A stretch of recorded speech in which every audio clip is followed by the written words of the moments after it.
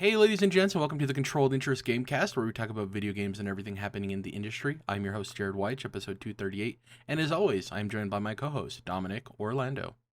Let's make sure we get outside and touch some grace. 1 week from the 1 week with Elden Ring, essentially, but this week is the Batman week. You've already seen it. I haven't yet. Going to be watching it actually after we're recording. It's a good time to be you, right, Dom? With that, all your interests. We are feasting. We are absolutely. It's a buffet over here. All of your multiverse selves are having a blast. Pretty interesting show today. We're going to be talking about Pokemon, obviously. I got an update on a Star Wars game, but that isn't... It's surprising that it came out, but it's not surprising that it's happening, and you'll understand when we get to it. Have some Elden Ring sales news, new game studio drop, and a little small block of PlayStation stories. And then we'll be talking about Elden Ring and our early impressions. You said you played relatively around, 10 hours? I'm around 6, 7-ish. When we get into it, I'm curious to see what that time has been spent doing. But we'll save that for the end of the show.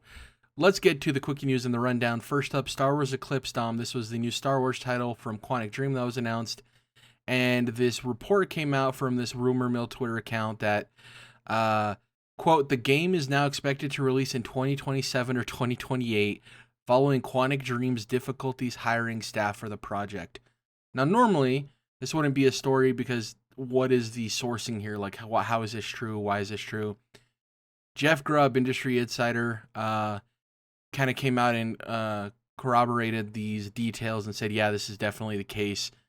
When this game was first announced, a lot of people were scratching their head, not because a new Star Wars game set in the High Republic was announced, because that's really cool and exciting, but then when the trailer ends with the Quantic Dream logo following all of the issues that studio has had in terms of employee misconduct, how do you feel about this? And are you surprised that they're having trouble getting people to work at this studio that's much maligned for terrible behavior from the top? So obviously we're kind of connecting the dots and jumping to our own conclusions, but assuming that we're correct in that, and that the reason they're having a hard time hiring people is because people don't want to work for this company after what they've read about how that workplace is. So in which case, good, right? Like, at least, sometimes the market can kind of course correct and people can feel consequences when they're, and they have a shitty workplace or they're bad policies. And there's all sorts of weird stuff that was apparently going on at Quantic Dream. So this, to me, like, it kind of, if that's what's really going on and why they're having these problems, and that kind of helps out the folks like, me and you, who are excited for a new Star Wars game, but don't really want to support Quantic Dream, but also don't want to not support all the good people at Quantic Dream that would, be working on this game. That classic catch-22. So, again, this means that, we might not get this game till 2028 or whatever, but that's okay with me, to be honest. And I just get to delay that moral quandary for myself. And it also really tells me that they must not be very far along at all. And so, like, what even is there to this game aside from that good-looking trailer? But, like, and maybe, like, some loose concepts. But how much could they even have done in outline at this point? It makes me wonder about that, too. My biggest hope is by the time this game releases, it wasn't led by David Cage. That's my big thing. Yeah. Yeah. Because obviously, like with any situation, there's plenty of developers there who are just caught in the middle of a awful thing, and I don't want them necessarily to be punished for it because I know that they're capable of incredible work. So we'll see what happens. Not a surprise though. Star Wars Eclipse is off in the horizon, it seems. Next up, we got Elden Ring selling like Elden hotcakes. Yes, I made that pun title. According to Selling like Elden Bling. Elden Bling, yeah, there you go. According to GSD market data via Chris Dring over at gamesindustry.biz, Elden Ring's UK launch was the biggest game launch outside of FIFA and Call of Duty since Red Dead Redemption 2 in 2019. Bigger than Assassin's Creed Valhalla, bigger than Cyberpunk 2077. Funny that he added those two things on there, Chris Dring, because the Assassin's Creed Valhalla thing is like, wow, surprising. It sold more than the Assassin's Creed Valhalla. The Cyberpunk thing, it's like, based on how that game launched and everything, it's not surprising that it would beat its sales numbers. Obviously, this is just from the UK, But going into this, we talked about how Elden Ring could possibly be From Software's biggest launch in terms of sales because it's an open world game. It seems, and we'll get into this later in the show when we talk about our impressions of the game, it seems much more user-friendly. Not that it's easier, but it is much more user-friendly and newcomer-friendly. And just anecdotally, I have friends who have never played a From game who bought Elden Ring to play it. So there's that, and I could totally see that happening everywhere across the globe. What do these numbers say to you of it matching, Red Dead Redemption 2 and the Call of Duties and the FIFAs of the world, and it being a From game, I mean, it's cool. It's cool to see because this is obviously a developer in a genre that we've been super into, even though it's been a little bit more niche, right? A little bit more hard to access, and kind of intimidating to get into kind of a thing. So it's cool to see it get, more popularity. Also means we're going to get hear a lot more noise of, people who don't totally understand or don't totally know what they're getting into, kind of being like, what on earth is this? This is insanity. This is ridiculously difficult. This isn't Red Dead, which, this isn't FIFA, which very more accessible, I guess, game, more easy to get into type game. So, but overall, it's cool and it's good to see that. I think part of this, part of these good sales already led them to give their employees pretty good bonuses and raise salaries, sort of a thing in response. So that's pretty cool to see. That From Software can do that too. Yeah, and it's funny because, I have nothing against Hideo Kojima, but Hideo Kojima is very much the type of person who likes to evidently have his name on his projects and him be the face of the project, right? It's who he is. Hidetaki Miyazaki is not that. The guy doesn't like media. He doesn't like doing interviews. He doesn't like being out in the spotlight. Any chance he gets, he thanks his team and their work and kind of puts himself second to them. I'm not saying necessarily he's better than Hideo Kojima for that, but it is cool to see somebody with that type of approach seeing this type of success outside of the Game of the Year award and the strong niche fan base, seeing the commercial success that they're seeing, which is really cool. And to put into perspective, the entire Souls series has sold 20, that being Dark Souls 2 and Dark Souls 3, sold 20 million units total, which is equivalent to what the first Horizon game sold. So you can see that as popular as they are and as much as the internet likes talking about From games, they don't necessarily sell astronomically. They sell very well for what they are, but they're not, putting up crazy numbers. So it's cool to see Elden Ring matching this. And I wonder, with Activision now being acquired by Microsoft, and did we ever get answers on if Sekiro was owned by From or if it was owned by Activision? Yeah, we were wondering that because obviously Activision published that game. Yeah. But yeah, we don't know who technically owns that IP. Good question. I would assume From Software does, but because both of the games that PlayStation published for From, they own the IP. They own Demon Souls and then they own Bloodborne. Right. So I wonder. Yeah. Interesting. I was just asking because that game sold pretty well too, and I wonder if Microsoft would greenlight if they want to work with them to make a sequel to Sekiro. You know what I mean? That'd be pretty dope. Yeah. It's really, but yeah, I think what's interesting too about it is the sales are great, but it seems like it's absolutely dominated the conversation. And especially when it's contrasted with Horizon Forbidden West, which also just came out. Didn't get, it got great review scores, not as good as Elden Ring, but still really great. And it supposedly, I haven't touched it yet, right? This is something like that, but great game, but I haven't heard a peep about it since the day it came out, couple reviews, and it's it vanished. So that's not good. I mean, that's a huge flagship game for Sony, right? So that's kind of unfortunate. I think Horizon will be fine. Similar thing happened with the first Horizon, obviously, when Breath of the Wild came out right on top of it too. So it's a little bit of bad luck there, I guess, and bad timing. But I think that's what's more impressive about Elden Ring is just that it is entirely dominated the conversation, it feels like, in a way broader sense than any of the other From games. Well, I think it's sequelitis in a way, right? Of because Elden Ring is the new thing, it's much more interesting to talk about, even though it follows a lot of the formulas of From Software, as opposed to Horizon, which obviously isn't a copy and paste sequel, but it is much more similar to the first game.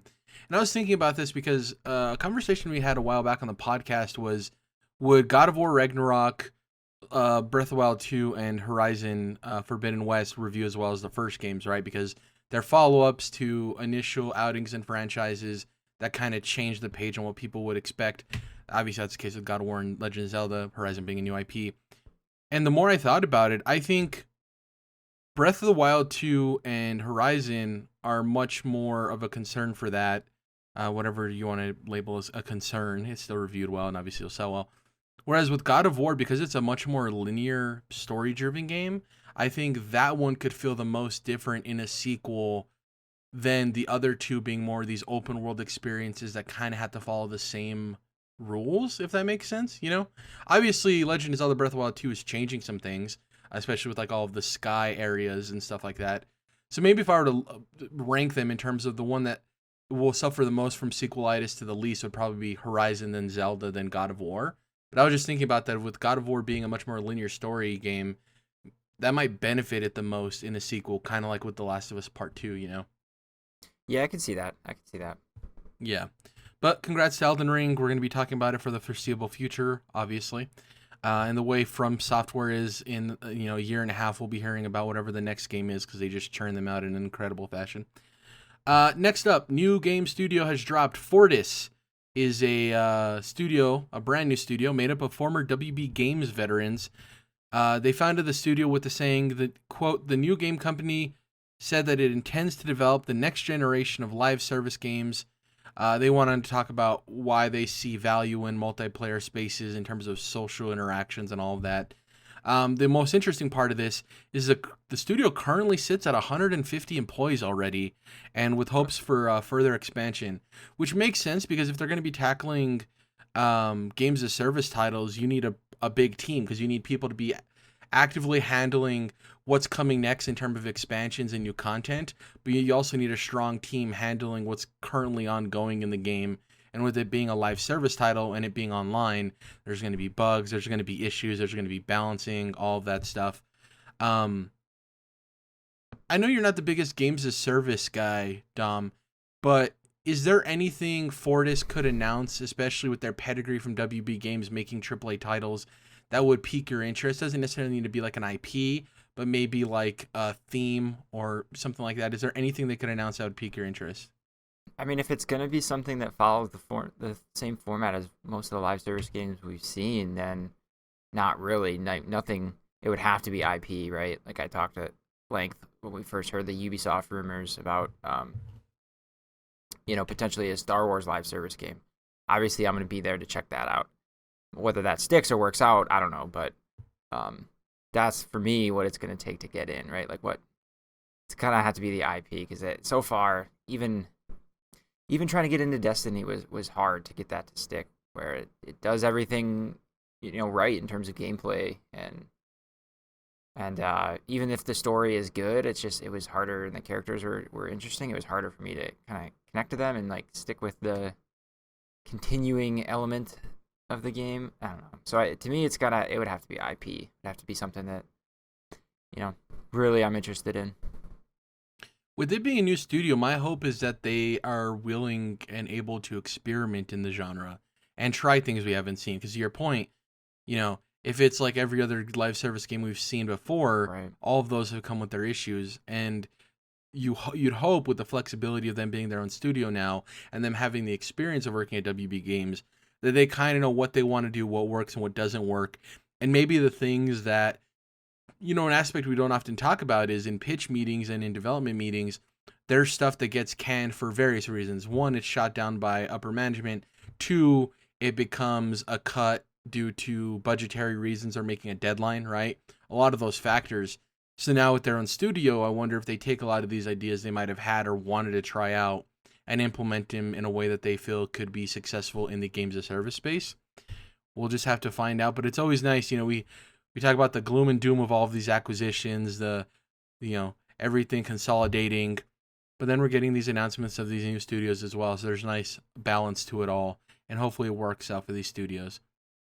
And lastly, before we get into the Pokemon news that I'm excited to talk about, PlayStation Story Block. So first up, we had an interview over with GamesBeat's Dean Takahashi, where the Returnal developers Housemarque talked about numerous things regarding Returnal, their breakout hit after struggling with their high quality but low selling arcade games over the years.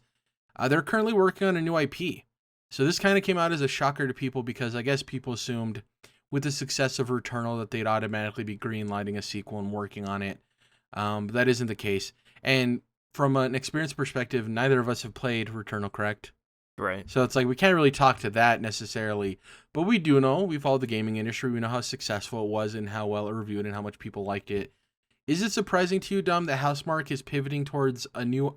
I shouldn't say pivoting because it means they're abandoning it. But are you surprised that their next project is a new IP and not Returnal 2? Or do you think they want to have that time in between and maybe think of new ideas and how to implement maybe systems or mechanics that could make Returnal a better game from an accessibility standpoint? Yeah, I guess it can go either way because I don't think they've ever done a sequel. They've made a bunch of games, but I know they did like Dead Nation, Alienation, and then Returnal. I think there was one or two more at least. But yeah, they don't really do sequels as far as I remember. They're like the developer of Hades, right? What's their name? Dang it, the name escaped me. Go on, I'll look it up. Sorry. But yeah, it doesn't really shock me that they want to just move right on to the next thing and not do a Returnal 2 or whatever it is. Like that doesn't kind of shock me too much. Well, what obviously has changed since then, they got bought by Sony, right? Yes, I'm pretty sure they're owned. I'll look that up as well. Okay. So that's obviously a new development. And so obviously Sony might have some influence. Like, I know you guys usually like to just jump to a new project, but we're gonna have to make that new project a sequel. So I could see that too. So if I had to guess though, it seems like they don't like doing sequels, and so it doesn't shock me too much. So yes, they did buy them June of last year. I was pretty sure, but with you, I wasn't totally sure. And lastly, Supergiant is obviously the developers for Hades. They also don't make sequels to games. They kind of are one and done and move on to the next idea. And who knows, maybe the next game is a spiritual successor to Returnal, right? It's a new IP, but maybe it carries a lot of those same traits from their arcade roots. You never know. Next, this is much more of a rumor mill thing. This is according to Twitter user account NGT, which you're like, Jerrad, why are you bringing up information from this random ass Twitter account? It's actually a pretty credible leaker who has a pretty solid track record of not only video game leaks, but also film and TV leaks too. So there is a little bit of credibility here. Not saying that it's true, but there's a little bit there to believe in. Basically, Sucker Punch is currently working on not only a new Infamous title, but also a new Sly Cooper title. Shout out to former co-host of the show, Jordan. He would probably be excited to hear that a new Sly Cooper's on the way. He had wanted that ever since we started the podcast. Looking at this, it's kind of interesting. Obviously, Sucker Punch is coming off of Ghost of Tsushima and then the multiplayer expansion, which I forget the name of. That was also hugely successful for them. When I look at this, to me, it's not so much that this leak might not be true, Dom, but I think it's one of those things that maybe some of the details aren't as clear. Because for me, reading this, it's like, I could totally see a new Sly Cooper in development because it's a piece of PlayStation's lineup that's not there. A new Infamous title doesn't make sense to me because they kind of already have the superhero thing down with Spider-Man, Wolverine on the horizon. Hell, even in some aspects, God of War, Kratos is a superhero. Obviously, it's a bit of a stretch. But to me, it feels more like an Infamous remaster collection, right? Would make more sense for that franchise. And kind of dip their toes and see what the interest is with Infamous in a world where superheroes are in every crevice of society. Yeah, so what do you feel about this rumor? And do you think that it's more of, yeah, sure, there could be an Infamous project and Sly Cooper project, but not necessarily that they're brand new entries in the franchises? Yeah, it'll be interesting to see because they just obviously, they've done well with, it seems, bringing back Ratchet and Clank, right? With Insomniac. And so maybe it's kind of, we could do a similar thing with Sly Cooper, right? Maybe do a remake and then, depending on his performance, get some sequels going or that kind of thing. So I could see that. Yeah, Infamous is just a little harder to envision because for one, it's just more recent, and so I don't know. But they like to remaster everything, even if it just came out a week ago. So, I mean, it's harder for me to see it. I guess I'm less interested in it than Sly Cooper, so maybe it's just the bias speaking. But Yeah. But I think it's a bias that speaks for a lot of people. Like, Mhm. why on earth would I want to play Infamous when I can play Spider-Man or Wolverine? And I know not everything needs to be like big branded IP, but like sometimes it does. I don't Whereas know. they're kind Yeah. of, lacking in Sony's portfolio on the um, action platformer, kind of genre more so than the superhero genre. So, the Ratchet and Clank, it's Sly Cooper's, obviously a stealth game, but it's the platformer collectible type of game from what I remember. It's been a long Like a time since I mascot played Sly game, Cooper. yeah. And then Yeah, people forget PlayStation just lost Crash Bandicoot too.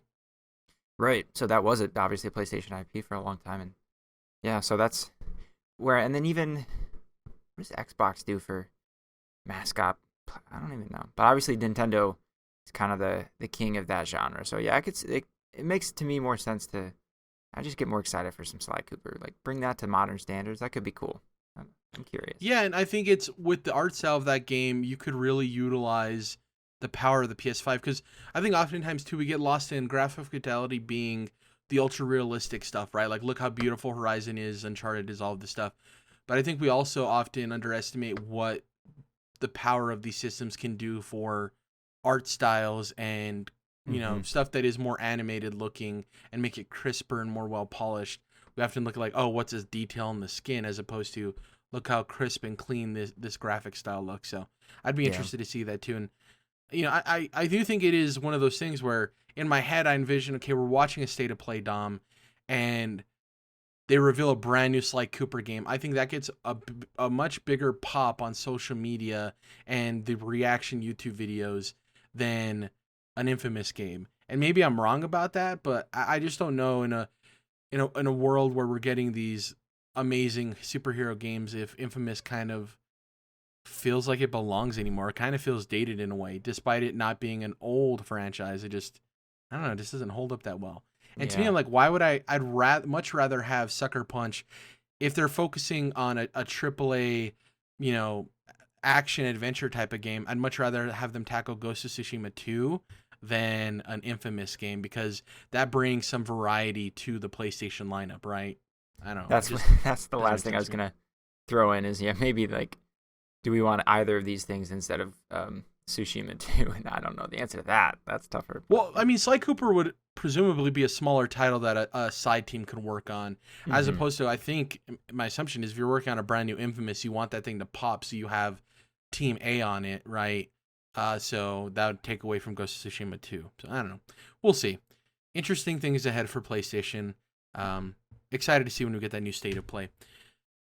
Next up, Pokemon Scarlet and Violet were announced. So this Sunday, we talked about it on last week's podcast that there was going to be a Pokemon Day presents, and they had all these announcements leading up to Sunday. So I told you, Dom, it's probably going to be something more substantial. Excuse me. I went an even kill. I had, middling expectations, and I was pleasantly surprised, which was nice to see. So the Pokemon Presents happened on February 27th. And they went through some announcements for mobile stuff and a bunch of other things, some updates for Pokemon Legends Arceus. But then they announced the 9th gen of mainline games. This kind of came out of nowhere. No one expected it. It didn't leak, which is cool. And here are the following details that were revealed regarding the next generation of Pokemon in the trailer. First up, the region looks to be based on Spain, Iberia. You can tell based on a lot of the architecture and farming and setup. There's like a Spanish cathedral that seems to be the central hub of the game with a Pokeball at the top of it. Cool. If you're unfamiliar, every region in Pokemon games is based on a real life region. The first 2 or 3 games were based on areas in Japan, and then since that, they've kind of expanded outward. Pokemon Black and White Gen 5 was based on New York. Gen 6 was based on Paris, France. Gen 7 was the Alolan Islands. Gen 8 was the English countryside. So now at Gen 9, it seems like we're getting Spain, Iberia, which is cool. And there's actually a tie-in later to the starter Pokemon in terms of it being based in Spain. Next up, it'll use Pokemon Legend Arceus' wild Pokemon environment design. So if you've seen anything about the game, the Pokemon exist in the real world. They're going around. Certain ones spawn in certain areas. That changes based on the time of day. There's a day-night cycle, all of that good stuff. The one change from Pokemon Legends Arceus, though, is that it'll be seamless traversal between cities and wild areas. So the way Pokemon Legends Arceus works, Dom, is you have that central village, right? Anytime you want to go out into the wild, you pick what area you want to go to, and then you're followed by a loading screen, right? Every time. It's kind of a bummer.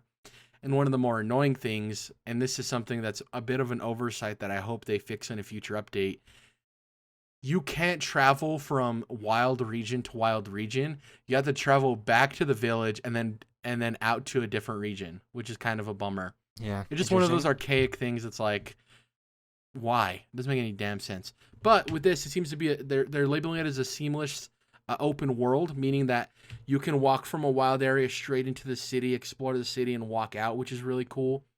A thing that you may not have noticed in the trailer, Dom, that is pretty big for Pokemon, as little as it is that you can see NPCs walking around in the cities instead of being stapled or glued into one spot, standing there waiting for somebody to come across and talk to them. So it makes the world feel a little bit more immersive, which is nice. The one thing we don't know yet, and this is going to be big in my opinion, is it's unclear if the new mechanics and Pokédex system will be implemented in this. So I talked about this before, Dom, how it's not just you catch the Pokemon there in your Pokédex. You have like goals and missions you can do for each Pokemon. And not only that, the battle mechanics are a little bit different. And you can just catch Pokemon without ever battling them either. It's unclear if those things will come. It's assumed that if you're basing the world design on something similar to Legends Arceus, so that stuff will follow too. But you don't want to assume too many things and get your hopes up only for them to be brought down. The biggest thing, it's coming late 2022. Based on the history of Pokemon, that means November. It'll be releasing this November, which is interesting based on us getting the remakes in the fall of last year, now Pokemon Legends Arceus, and now this. And the last thing I want to talk about before we get into the nitty-gritty details are those starters, baby. It's all that matters with a brand new Pokemon generation, jokes aside. So the first one is a grass feline named Sprigatito. So the name is partly sprig because it's grass, so like a branch, and gatito, which is small cat. So obviously gato is Spanish for cat. When you add tito to the end of a Spanish word, it usually means small, right? So a small stick, that kind of makes sense for its name. The second one is a fire crocodile. And this one is interesting because I knew the first part of its name. Its name is Fuecoco. The first part, I knew it was Fuego, because it's a fire Pokemon, so Fuego, fire. And I was like, Coco, is it because it's a crocodile? Well, that doesn't make sense because it's not Crow or something, It turns out the Spanish name for crocodile is Cocodrilo, so there you go. You got Fuego and then crocodile. And there's something I want to go into with him, so make sure you have a picture pulled up of him. And lastly, we have Quaxly, who is the belle of the ball. This is the one that everyone loves. This is the little water duck with a pompadour-style hat that the internet has turned into Donald Trump, unfortunately. And other people are joking that, it's a cop, so a cab and all that stuff. It's really funny. The internet's having a blast with these Pokemon. Before I get into the detail about Fuecoco, Dom, off the top, which one of these guys stole your heart out of the three? Just looking at him. Honestly, this time around, none of them. Interesting. Okay. Usually I can at least, everyone, whether you even like Pokemon, you can at least look at them and kind of feel attached to one. That's kind of always been the point of Pokemon, I guess. You always have to pick one out of the three. But yeah, something about them. If I had to pick, I'd probably go with the grass type, with the little kitten. Kind of cute. The thing I hope with that Pokemon is that we get a cat that doesn't stand on two legs in its final form.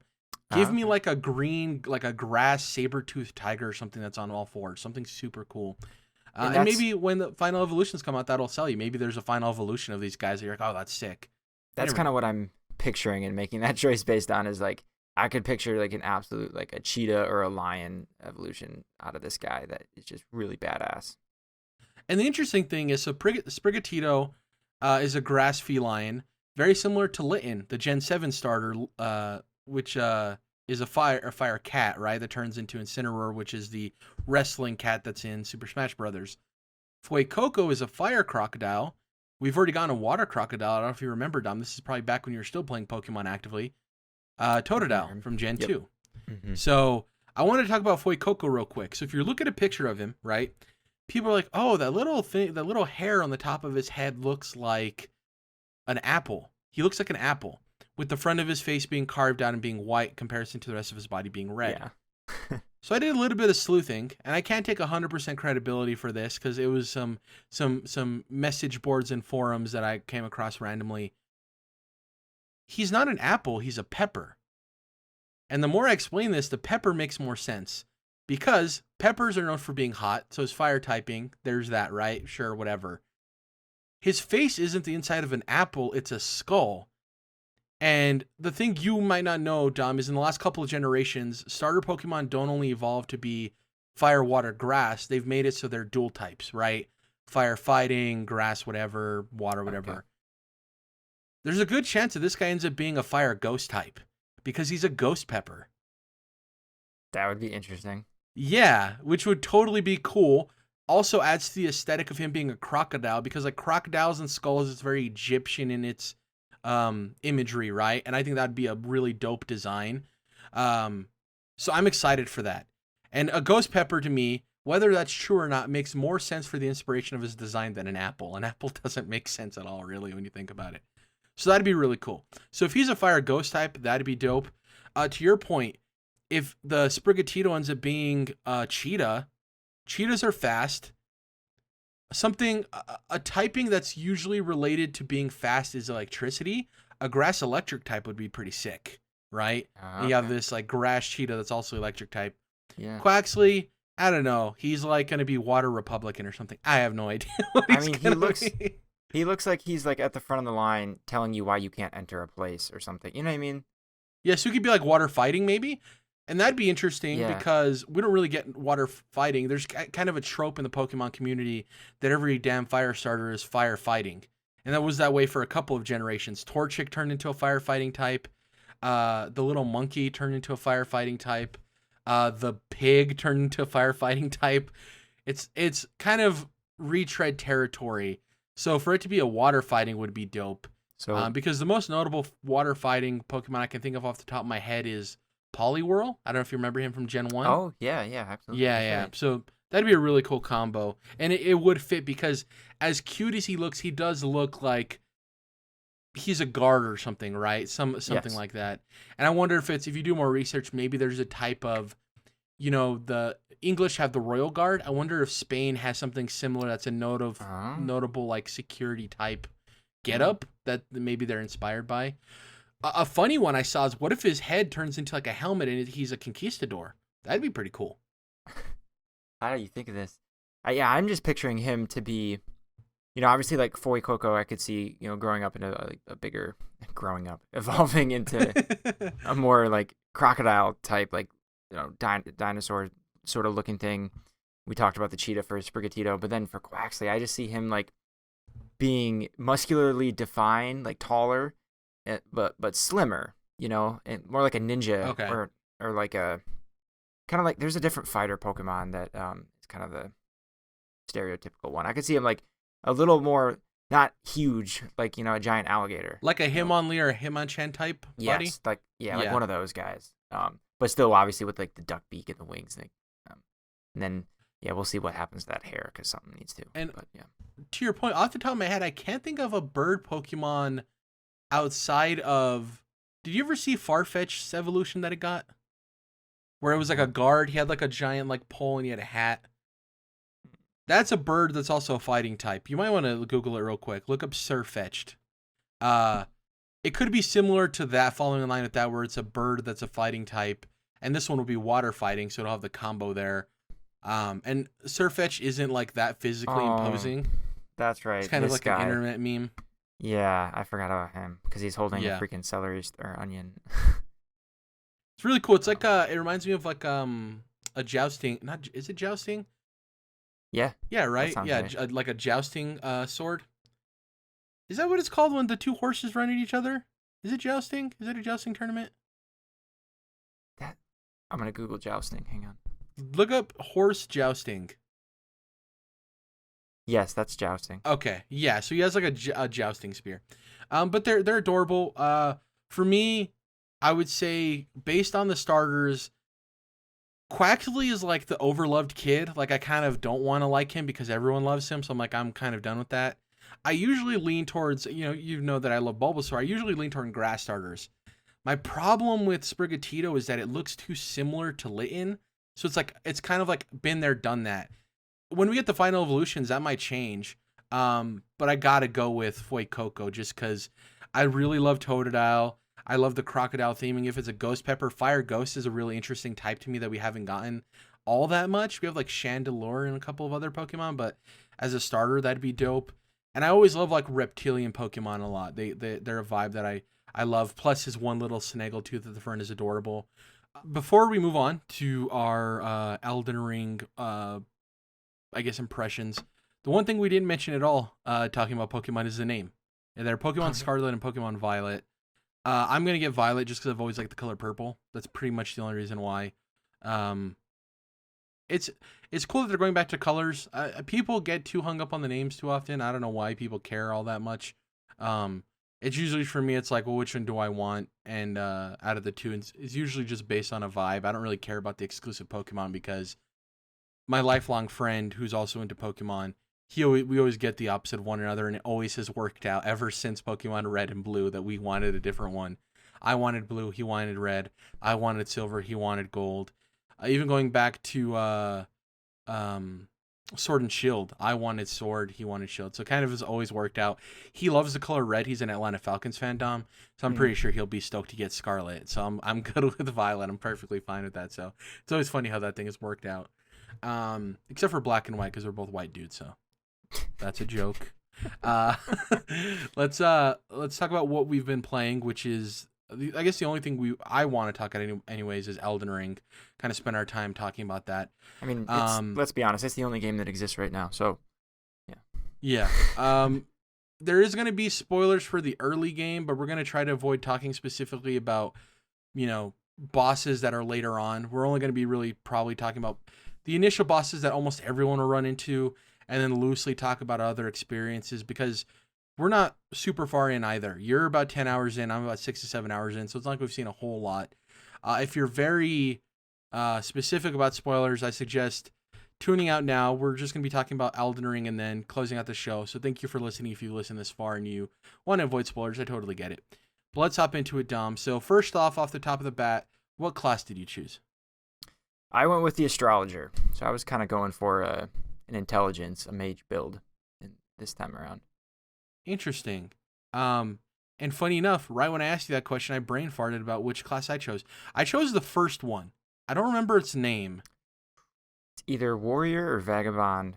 Vagabond. There you go. Bingo. Okay. Because Warrior is like a couple to the right. It's like near Hero and stuff. So I chose Vagabond. I was debating between that and Samurai, and the only reason I went with it over Samurai is that Samurai was giving me too much of Sekiro vibes, and I kind of didn't want to run through and feel like I'm playing open world Sekiro, right? So I went with Vagabond. I went with the female. I guess the first thing about this game is, obviously in Souls fashion, there's an optional tutorial, right, where you fall down into that pit and you kind of learn the ways of the game. The weirdest thing about this game that we saw in trailers and stuff, and even in gameplay previews, but I didn't have it click in my head until I started playing, is this game has a jump button. You can jump, which is cool. Yeah. Which I know that sounds dumb because yeah, Jerrad, didn't you see people jumping in trailers and stuff? It's like, yeah, but I guess it didn't click to me because playing something that feels so much like Souls and being able to jump is such a weird experience. It gets really weird when you get to points in the game where you have to jump because there's physical obstacles in front of you that in any other From Software game, I guess excluding Sekiro, you just weren't meant to go that way, right? Like you can't jump, you can't get on that ledge, so you just don't.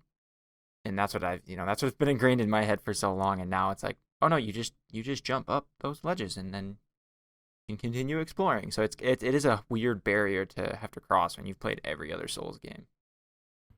I guess before we get into our unique experiences, I want to first talk about the Fallout vault moment that this game has, which is pretty incredible, where you open that door and you're unleashed to the open world of Elden Ring.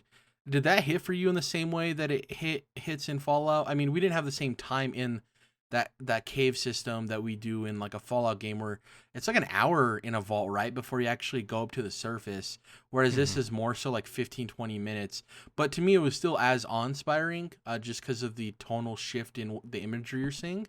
Did it have that same effect on you? Yeah, definitely. Not only like not quite as much as like initially coming out, but like in the immediate couple minutes, you're quickly hit with like shit. Now it's like, it's Breath of the Wild. It's literally I could go so many different directions, and there's nothing. I could go to the left and try to climb down to this beach, go forward towards these big structures. And there's so much going on. There's just enemies chilling out in the world like Pokemon. Yeah. But yeah, that's where it really started to set in of like, oh yeah, this feels very different. It's structured quite a bit differently than other Souls games. So all that, and then of course you see the big golden tree, and you see that often every time you're outside, and it's like, it's just so pretty looking. I think an interesting point to start at for both of us, Dom, would be I'm gonna express my journey from leaving that door to fighting my first boss, and I want you to do the same because I want to see how different or similar they are. Okay, so obviously you first leave the building and you're greeted to this guy standing next to your first site of grace outside. I don't remember his name, but he's basically like, eat shit and die. You're not good enough for this world. See you later. Essentially, it's like, there's some shining things in the sky. Follow them if you want, but you're gonna die anyways because you're a nobody. Whatever. Apparently his dialogue I thought it was pretty harsh, but apparently it was much harsher in the preview build. Andy Cortez of Kind of Funny kind of pointed fun at that, which I thought was hilarious. So obviously you talk to him, you sit at the side of Grace, you have this glowing thing. Now, in From Software fashion, they want you to go down and fight the armored soldier on the back of the horse and get your ass whooped, which I knew wasn't something I wanted to do because I knew I wasn't going to have a chance. So basically I actually went right first, and you see the ocean at the bottom, but there's like this cliffside that you can climb on where you run into some vampires or giant bats or whatever you want to call them. So I fought them for a bit, killed some of them, gathered their body parts, killed some random animals like the goats that roll around and stuff. And then for some reason, I felt like I was going the wrong way. And that's the beauty of this game, is it doesn't ever tell you that, and it doesn't want you to feel that way. But for me, I was like, I feel like I'm going in a direction where I shouldn't yet, right? I just felt that vibe. So instead, I went back. I went past the knight on the horse, the tree sentinel, I believe is his name. You go to the church. You meet the dude dressed up as Santa Claus, who's like the merchant. Yeah. And he has like a terrifying donkey dog thing next to him, which is horrifying. He also has the armory next to him, the blacksmithing area, which I didn't notice until much later. You obviously have another side of Grace there. It's a church site. Sit down, sit at the Grace thing is what I did. So then I started venturing out. And to the right, you have this like forested area. To the slight right of that, you have some more giant bats. And then to the left of that, you have like this little pond area. So I, waddle over to the pond. I see this turtle there. I'm like, is this just a normal ass tortoise? Sure enough, it's a normal ass tortoise. Kill the thing, feel terrible about it, because after you swing once, it kind of goes back into its shell and it takes strong attacks to actually damage it at that point. You're like, really have to work to kill this peaceful animal, and it's awful feeling. And then you run into some mosquitoes who don't do a lot of damage. They're just annoying because they zip all over the screen. So you want to lock onto them and wait for them to get close. Just annoying enemies to deal with. And then there's like these gas creating pods that are total From Software enemies that don't do anything, but they expel this poison that builds up on you. And the interesting thing here is I think at this point, most people go left up into the crevasse, run into those undead soldiers, Dom, and then end up getting to their first boss fight with the gargoyle cat creature, which we can talk about if that ends up being your first boss. You don't know about this boss? So far, I don't know anything about the tree sentinel. I think I've seen a screenshot of that. I was previously wondering how I didn't run into that guy. Didn't fight any vampire bats. I made my way to the same church with the blacksmith, but so far, I don't have any similarities other than that with you. So I don't know how you didn't see the tree sentinel, because his path is up the path from the church down to the first grace site you sit at. Yeah. So unless it was just like crazy timing to where he was hidden behind a bush on his pathing and you like walked by him. So anyways, most people fight the cat the cat gargoyle. At least in my cursory understanding of my friends playing, that's who they've ran into. That wasn't my first boss, and we'll get into that in a bit. So to the right of that pond is the small little forest area with random soldiers. It's kind of where you learn how to properly backstab and stealth and all of that stuff. They're the guys dressed in the 4-colored knight armor getup. One of them you'll see sitting next to a campfire just chilling.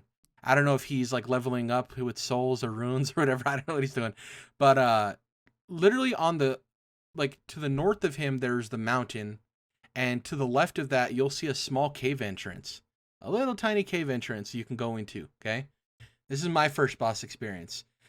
So it's before you go out into, you know how there's the outpost on the other side of the forest, Dom? Like this giant outpost?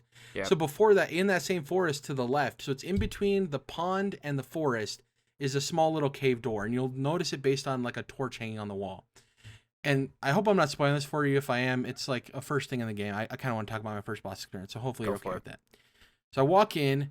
This cave is riddled with wolves. There's like 12 wolves in here. One of them, very much the alpha wolf. Very much larger than the rest of them. So, you know, I come through. I jump down. I kill the alpha wolf. Struggle a little bit with the other wolves. Kill them. Go back. Sit at the gray site. Reheal, go back. Okay, I understand the layout. This is total Souls 101. I get it now. I can have a clearer run through. Then you approach the boss door.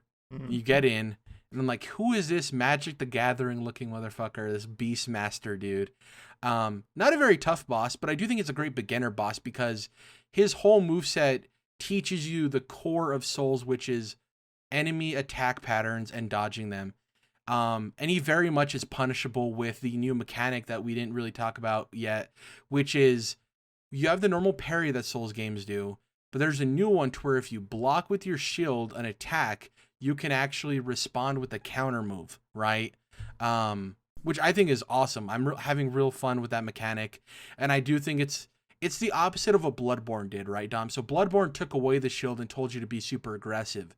And in Elden Ring, they had this new ability for blocking that's like, it's okay if you want to block. We're going to reward you for blocking things as long as you can time it right and you get a counterattack, which I think goes to it being more newcomer user-friendly. Not necessarily easier, but more friendly. So I fought him, killed him, made my way to the outpost. Obviously, you can clear that however you want. There's 2 really good items you can get in those like wagons, right, that they're protecting. And there's also something I found out. There's a defogging item in the game where you pick up this thing and it defogs a section of the map, which is totally normal for open world games. I didn't expect it in this From game for some reason. The map and then you sit... right? Huh? You mean the map fragment? Is that what it's called? Like, so it actually like illuminates and...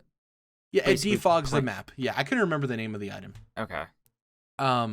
It basically shows like the geography of the map, right? Yeah. Okay. So I just couldn't remember what the item was called. So then you sit at that gray site, obviously, and you get Torrent, your horse, which is funny. Have you heard about the conspiracy theory about that horse? Yeah, they named it such so that you couldn't find a torrent file if you Googled it. Yeah, when you search Elden Ring torrent, the horse comes up, which is so totally really funny.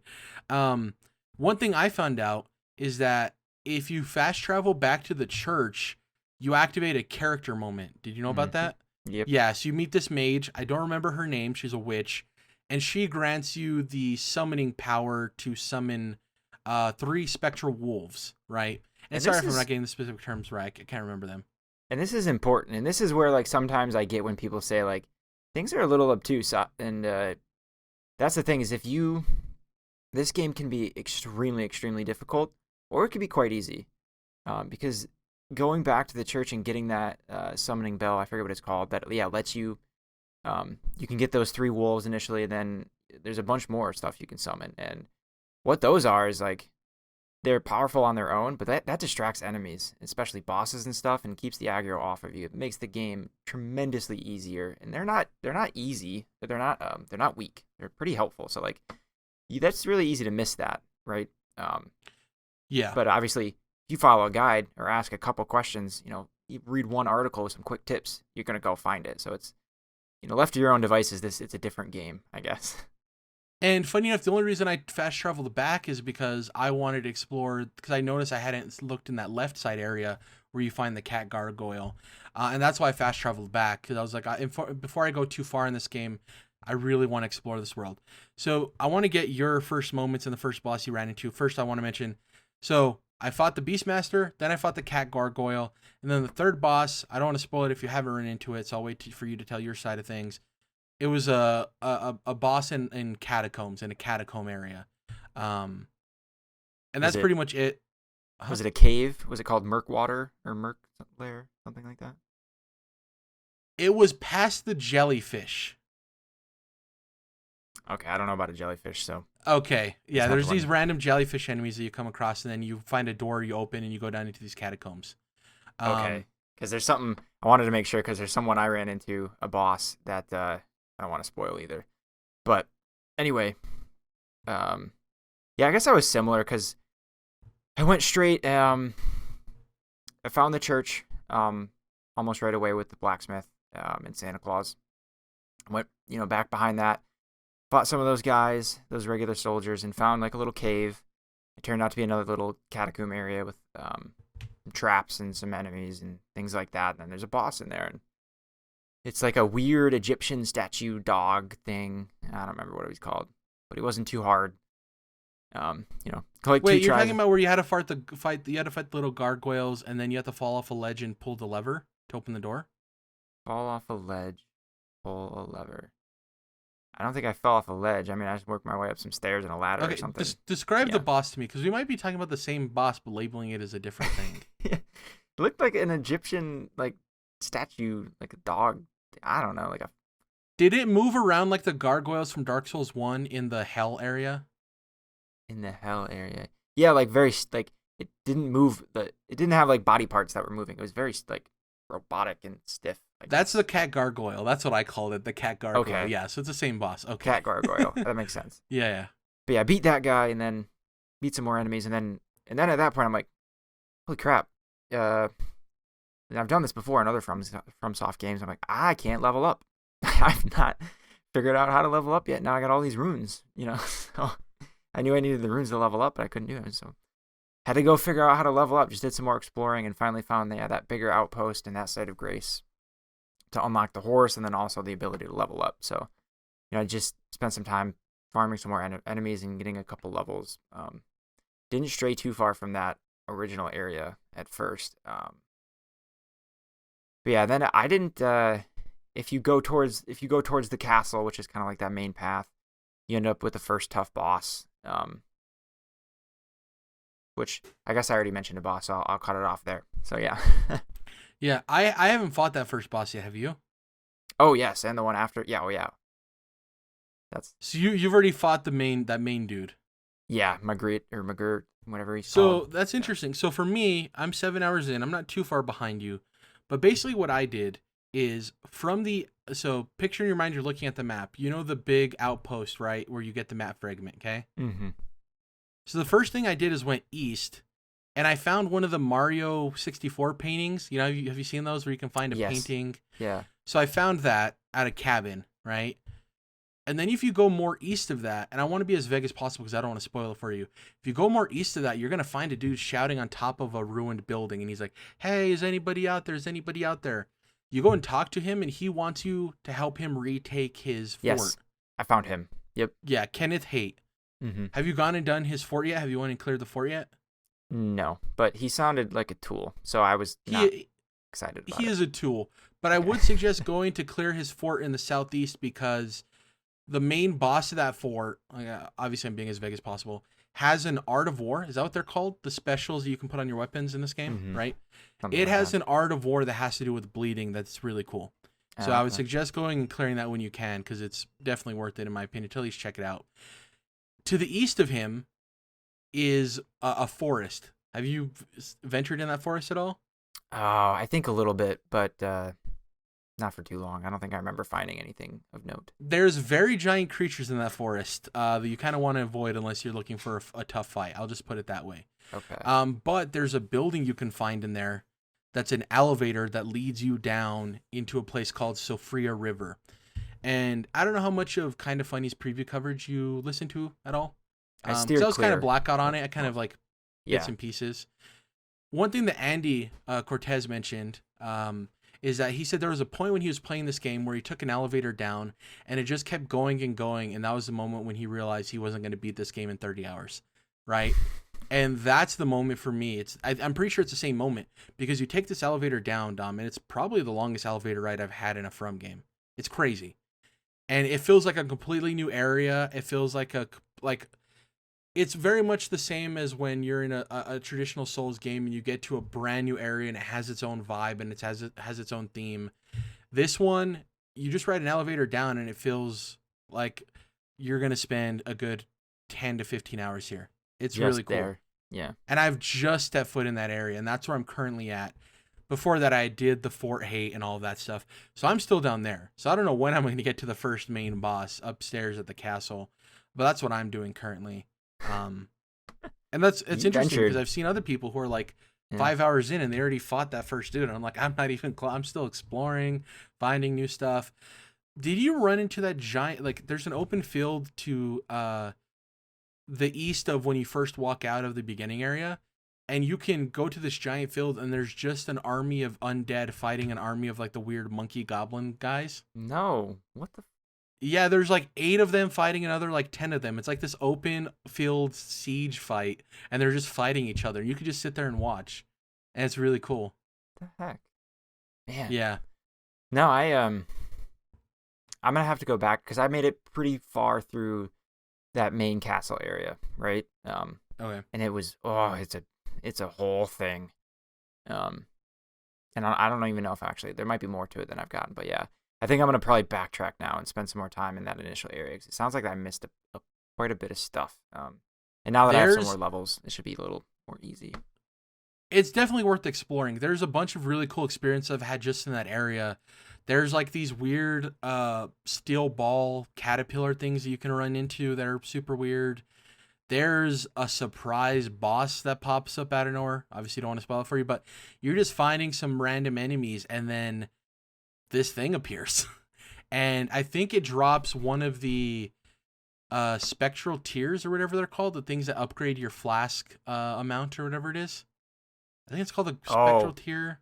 Well, I can give you a tip if you want, because yeah, you do get spectral tiers and they have to do with flasks, but it's not exactly what you think, and it honestly it requires a little bit of guidance. It's kind of ridiculous, but you can find it on your own, I guess, eventually. Good, I don't mind. Basically, there's your regular flask that replenishes health, then there's a magic flask, right, that replenishes magic, or FP because it's used for other stuff too, I guess, but there's a third flask that's basically customizable, and those tiers contribute towards what that flask does. I only have like one tier at this point, but I don't know. I am assuming that like more tiers will do different things, and you like mix them together to make this flask do whatever it is. So yeah, those tiers are gonna be valuable, but. Maybe not the tier then, but whatever the item is that specifically upgrades the amount of health you gain back from your flask, that's the item that boss drops. Yeah. Okay. Maybe I picked up a spectral tier elsewhere and then just put it to that. But I remember when I used this item, it specifically said, the amount of your healing flask has been upgraded or whatever. Yeah, this game is really cool because I feel like I'm being rewarded for exploration, which is the thing you want to have happen. And a friend of the show, Chris Nunes, talked about how he felt that Horizon was like a little bit overwhelming and too much of like the traditional open world handholdy game, and he wanted something that was less guidey, which to your point, we just talked about something that's a little bit more obtuse and you kind of need to learn about. But I'm liking this. It's very much the antithesis to the modern open world game. And the funny thing is people often compare every game to Breath of the Wild, but to me, I think this game does, for me, what Breath of the Wild did for so many people. Because Breath of the Wild, looking back at it, even though I didn't enjoy the game as much as other people, it was very much also an antithesis to the traditional expected open world design. I just think, for me, From Software's world design and everything is much better. And instead of the way Breath of the Wild delivered a kind of... The weakest part of that game is the narrative, right? I don't think anybody would argue that for Breath of the Wild. From Software doesn't even try to deliver that type of narrative. It's all environmental storytelling and stuff for the most part. So I think this just clicks for me. This is my Breath of the Wild because it has a lot of the things I enjoy, and maybe it's just because I like the way From Software develops environments more than Nintendo's team that works on Zelda, Maybe that's just the point. Yeah, and it's a very similar feeling of like, yeah, you're kind of just exploring and then figuring things out. Like, oh, what's this? Oh, it does this. Like I had one bad moment of that where I was exploring like so like not too far off from that initial area, and I found literally hidden in some bushes, but it was glowing enough to like make me wonder what it was, and it was a portal, and it transported me to a place that was entirely different. And then I opened the map, and I'm way over in the corner, way far, like what would be That's 100 miles away, hilarious. and it was an entirely different color. The sky was different, and the enemies were insane. I grabbed 2 sites of grace or whatever, but like everything was killing me in like a hit. And there was a dragon that was just guarding this bridge. I was like, why am I here? Like, so that was like one where the exploration kind of was like, no, you don't belong here. Fucking like go home. So I didn't spend too much more time there. But It's funny though, then, because classic yeah. fantasy tales would lead you to believe, oh, there's something you found secret in the bushes. It's a special sword or a helmet or a Right. holy grail. And From Software's like, nah, it's a portal that's gonna put you to your death. Which is cool. Yeah. And it was interesting though, because as soon as I landed there, I'm like, I don't think I belong here. I don't think this is gonna work out well. It had a vibe, but it's fun though. It was interesting because for the most part, you find cool stuff when you're exploring. Some of the stuff in typical FromSoft fashion, you're not sure exactly what it does. A little cryptic, some of the items, right? But when you do find out, things start to connect. Again, I'm so early. I feel like there's just so much that I want to go check out still. Even now, back where I've already been, I feel like I need to go back and be a little more thorough because I kind of wanted to like get through the first couple chunks, get some levels, upgrade the gear What a little level are bit. you, by the way? I'm about to 27 or 28. So I'm I just beat 25. That's Okay. funny that it feels like you've done so much more main progress than I have. You know what I mean? Even though we're kind of similar in terms of our place in terms of level. Yeah, it's interesting. I'm excited to keep playing. It's just there's just so much. But also, I think because if you know what you're doing and how the stats work and like what weapons can do what and what to upgrade, it gets easier. And also, I mentioned like the summoning bell where you can summon kind of short-term phantoms. They're also really generous with the NPC phantoms you can summon for bosses. I'll just say that much. Are they? I wonder if are those only for the bigger bosses? Because I haven't run into those in the 3 bosses I've fought so far. That's what I've seen. So like the traditional, and you can kind of tell like this isn't one of those bosses that just runs up on you when you're in the world. It's kind of you've been exploring this castle for a long time, and there's finally this gate you get to, and yeah, there's a summon sign in front of it in typical fashion. And also there doesn't seem to be a mechanic where like you have to be human to summon, which you can only do by gathering these rare humanity items. There's nothing like that. And also there's no and for new people it's gonna like it would probably shake them, but there's no penalty to dying, other than losing your runes. There's no your health bar maximum slowly decreases the more you die. There's nothing like that like other Souls games. So that makes it a bit easier too. I think like this game is both more like easier and more friendly to new players in that sense, but only if you take the time to explore and learn how things work. Because if you just kind of run around haphazardly, you're gonna get your face stomped in probably quite a bit. But if you take some time and take some things in, then I think it ends up being easier. Plus, like things are so much more exploitable when it's a giant open world, right? You can go and find weapons that you don't have any business getting, and you have a horse. And that doesn't make your experience any less valid. Like if the game allows you to do it, do it. Like I'm not one of those people. You know what I mean? It's like you need to face it with just a weapon, no help, no nothing. Play the game how you want to play it. Cheese it if you find a cheese. Who cares? Yeah, I'm loving it so far. I just wish I could. I guess I'm excited to talk about it more in the coming weeks as well. I'll say because I want to keep playing. For sure, and hopefully we can have Chris on sometime soon too, because he's playing through it as well. Because it's like one thing to get our perspective of like people who love the From games, but he's not as, he's not us when it comes to that stuff. You know what I mean? So I'd be interested to see how much he likes it. I wanted to real quick before we close out. I wanted to point out 2 things of criticism that I kind of want to push back on a little bit. I not that I don't understand the perspective of the critique, it's just that I don't fully agree with it. The first one is the lack of a pause. This is something that comes up with every From game. Mm-hmm. It seems Yep. like for me in this game, I feel in my experience that the gray sites are close enough together that a pause menu, like pausing the game, I don't know. I think that there's enough gray sites that you can plan accordingly to go back to a gray site. There's items you can use if you're really in a pinch, like if an emergency comes up. There's items that allow you to teleport back to a site of grace without losing anything. Like I think there's plenty of options to where it's not mandatory. Sure, as a quality of life feature, sure, but like I don't think it's the lack of it is detrimental. You know what I mean? And I could be off base on that, but I just don't really agree with that perspective.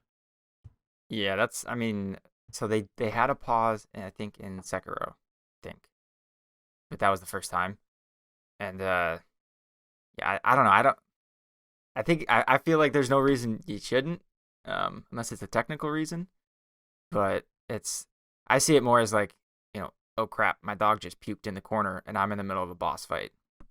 I guess I'm gonna die. At least that's all there is. Yeah. It's not so because that's a good point that you made though. There's tons of sites of grace. They're all over the place, which is important because the world's so big.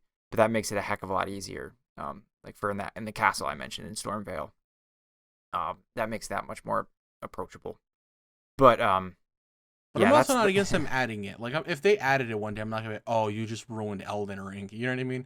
Fine, if they right. want to add it, add it. I'm just saying that I don't think it's enough of an issue for it to be a major critique of the game. And honestly, I yeah. think at this point, the game is so well crafted that those are the only type of critiques that people put forward because it is such a well polished experience. Not flawless, but really well polished. The other point of criticism, I think, comes from a generation, maybe a generation's too strong of a word, but a group of people who consider Breath of the Wild to be their favorite game of all time. And one of the most divisive parts of that game is the weapon degradation, right? You either vibe with that stuff or you don't. And the thing that Breath of the Wild does, depending on if you enjoyed it or not, it's either one of the most genius parts of the game or one of the most infuriating parts, is that it teaches you to not get attached to your weaponry and try new weapons and move on to new weapons and kind of have an arsenal of things to use as opposed to a single item. A criticism I've seen for Elden Ring is that people feel as if the reward feedback for defeating bosses and enemies isn't that rewarding because you're not always getting a better weapon than the one you have. And I think a lot of people kind of misinterpret the whole point of the way From Software implements weapons is that it's not a system in which you're getting the next gold loot drop. These aren't loot drops. You know what I mean? It's that you're trying to find a weapon that best benefits your build and upgrading that weapon. So you may find that weapon early in the game, like Lord Jiren's Greatsword, right? Or you might find the weapon a little bit later in the game, depending on if you're doing a dex build or something else. It's not the type of game in which every time you find a new weapon, there's a good chance it could and should be your next weapon. That's just not how it functions. Yeah. Often, most times for me in From games, I find the weapon that works with my build and I carry that throughout. You know what I mean? So I think that's a weird criticism because you're not criticizing the quality of an aspect of the game. You're criticizing that this game doesn't function like other modern games you play because of your expectations going into it. You know? Yeah, and that's something that's I think I feel like that's pretty unique to Dark Souls specifically, because even Sekiro and even Bloodborne too, there's not as especially Sekiro, there's no build variety, right? So most things you find or rewarded with, they're going to be of benefit to you, like almost always, right? But that's been what you described. That's been a Dark Souls thing forever. Like, yeah, you're going to find a sword that you need 20 strength to even use, and you just made a dex build and you got 30 dex and you can't even hold the sword, but like it was what you found for killing all these enemies and venturing through this treacherous territory, and then you get the sword that you can't even use, or more often it's like a spell and you haven't been using magic, so you don't even know what to do with it, right? Stuff like that. I can see that, but I think there's so much variety and you're rewarded so much that like when those couple things happen, it's like not a big deal because in the next cave, in the next dungeon, like you're finding stuff that is applicable to your build and what you're doing. Plus all the mainline stuff, like you're also always getting runes, right? You're always getting rewarded with runes, and the majority of the items are helpful. like healing items or even like throwing bombs and like things you can enhance your sword with temporarily with fire magic, whatever, all that kind of stuff. Like so much of the items are helpful. So it's not that often that like you conquer this whole territory and all you get is some faith spell that you can't even use. That's that's not super common, I guess. I think the reward system works pretty well. It's pretty well balanced. Like no matter how you're playing, it gives you the variability to do different things and have different types of fun, but also like make sure to reward all those different builds simultaneously or enough, basically. So I like that about these games. Right? It's just different. It's a different type of design than what we had with Breath of the Wild and some other stuff. It's like loving aquariums and then going to the zoo and being mad that they only have 2 fish, right? It's like that's not the point of the zoo. The zoo sure could have fish, but that's where you go to an aquarium. You know what I mean? So, and I think to your point, it's like people who have played all the Dark Souls and just From games in general understand that that's the point of it. Exactly.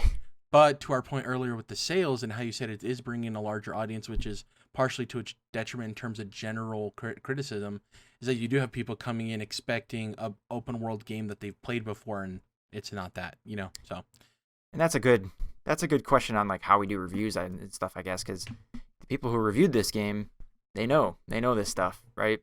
So, they give it a 10 out of 10, and someone who has never played that game in the series before goes to buy it thinking, oh, it got great review scores. Like, well, that doesn't mean that you're equipped with all the knowledge that you might that From Software expects you to have coming in, I guess.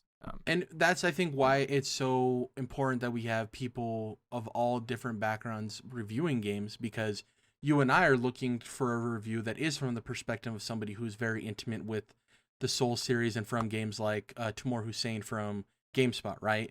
Mm-hmm. Whereas if you're somebody coming in for the first time jumping into it, an expert could give you a good perspective on it, but you might be more beneficial and better off reading a review from somebody who's playing a From game for the first time, because that'll be the closest to your experience, But so again, that's important as well.